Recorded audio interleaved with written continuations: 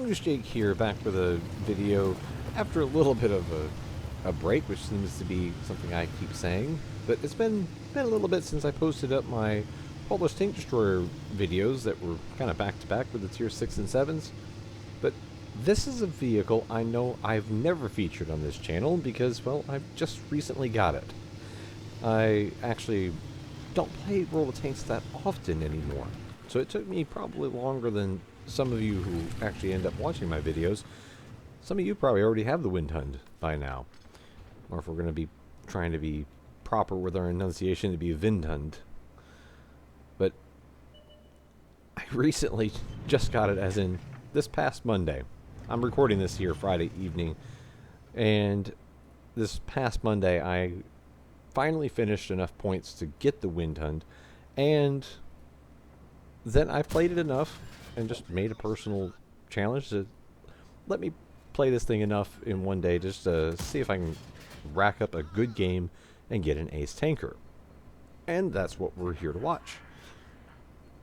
I find myself on Studzanki as a bottom tier, bottom of the barrel tank destroyer, and the Windhund, for basically all of its positives, are wrapped up into stealth and weaponry, along with it is pretty mobile.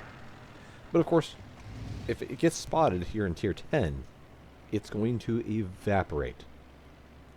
And in my play with it, I actually really enjoyed it. Some of the teams were not very enjoyable whatsoever, and no matter what I could do, I couldn't get anywhere with this. And this is looking like a pretty campy situation. I actually like the vehicle so far, though. All that said. But I'm seeing what looks like it's going to just sit there. And this gun needs to be active in order to rack up damage, because as you see, with my first shot, it did 324 damage. That's pretty much right on its average. And I had thought the CS63 was going to just sit there. That's top tier medium, who was sitting back, and I was only there basically to cover him. But with the SU-130 PM moving up, he can take my place, and I can be a little more proactive. Looking for maybe some shots of opportunity here across the middle. But you'll see here in a second, this is not where I plan to stay. And I don't even stay here very long. My goal is to actually get down there near where the Ares 75 is. There's a little clump of bushes on the edge of that little ravine, and that's where my goal is to get to, if I can. Because as I played this past Monday, it was just... Monday's pretty much my only day to play, generally. Sometimes I'll sneak in some games on Saturday, but that's why it took me so long to get the Windhund.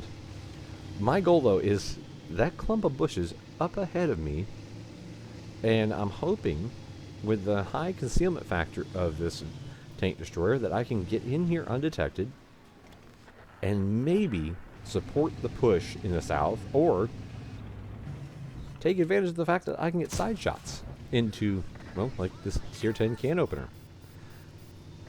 Now, in siege mode, this is decently quick to move, and it being flat like this, it makes it a very low target. So I'm going to actually take the chance to absolutely eat this can opener alive. Pay attention to the critical damage there. And this is why I do not ever run food on anything other than artillery. If you're going to play artillery, you might as well run the food. Gives a little bit of a bonus. But if you're in anything that's actually going to be actively battling and taking hits, do not run food. It seems silly to min-max that, as people call it. Notice another critical shot on the can opener's engine deck. I'm going for something, and I get it right there. I catch people on fire just about every other battle I play. And look at how much damage I'm getting out of this guy, because he decided to play a heavy without a fire extinguisher. I just went from a very mediocre game with 324 damage to now I have 2,804. I got 2,500 damage basically. Well, yeah, 2,500 short by 20, so I got 2,480 damage off of that can opener. And most of that was basically off of the fire. And you see I had no issues with the Windhund being able to accurately place a shot and punch straight through. And this is a pretty good game as it is. But now, need to get a little bit of extra damage here at the end. And this is how you should play this vehicle. It does not have to sit so far back. It's low profile, so even if you do get spotted, it can a lot of times duck into cover before they get a chance to return fire. Now, this game's well and truly over at this point. We've got the two remaining enemies are locked down, spotted, and behind hard cover. As you see here, this poor leopard, he's trying. I'm trying to track him to get that extra little bit of XP, but he pulls out just as I am not reloaded. And that is a win. Very quick game. You see, it didn't even get down barely below the 9-minute mark. But it was an ace. And it was mainly due to farming a tier 10 while in a tier 8.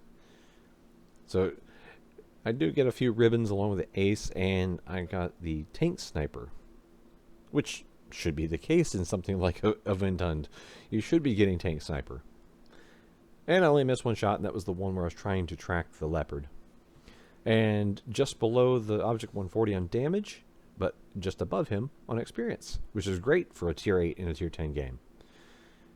But overall, unfortunately, the poor can opener, he got eaten alive by the Windhund's gun. I hope you enjoyed this. Thanks for watching. I know it's a quick one.